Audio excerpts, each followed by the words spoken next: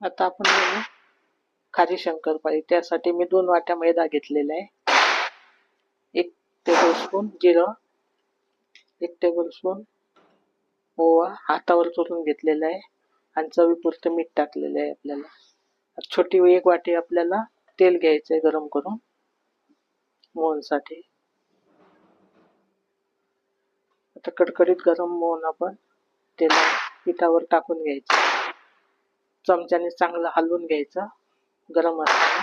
नंतर हाताने आपण पूर्ण पिठाला लावून घ्यायचं, मैद्याला लावून घ्यायचं आपल्याला. हे बघा, आता चमच्याने घेऊन घ्यायचं पहिलं आणि थंड झाल्यावर आपल्याला पूर्ण पिठाने लावून घ्यायचं. खूप सुंदर अशा खुसखुशीत खारी शंकरपाळी होते याची. आता आपल्याला हाताने पूर्ण लावून घ्यायला. तुम्ही कशा करता ते नक्की सांगा मला, मी माझ्या पद्धतीने करते.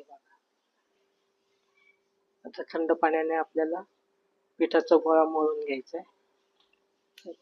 सगळ्या पिठाला लावून झालेलं आहे आता तेल. आता आपल्याला पीठ मळून घ्यायचं आहे.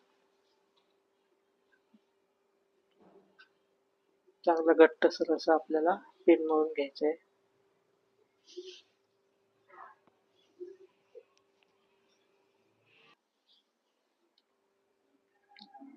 आता 10 मिनिटं झाकून ठेवायचं आहे आपल्याला.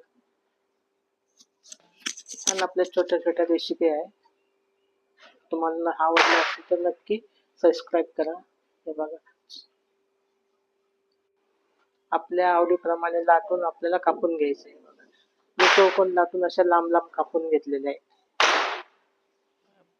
सगळं गोड पदार्थ म्हटलं की मुलं खायचं पण कंटाळा करतात, मग त्याच्यासाठी वेगळं करावं लागतं आपल्याला. आता आपल्याला तळून घ्यायचं. असं वेगळं काहीतरी केलं की आवडीने खातात.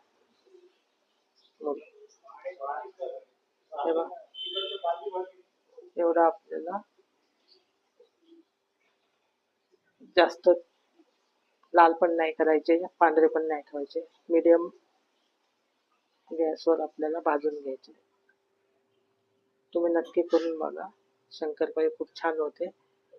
आणि तुम्हाला आवडली तर नक्की कमेंट करून सांगा मला.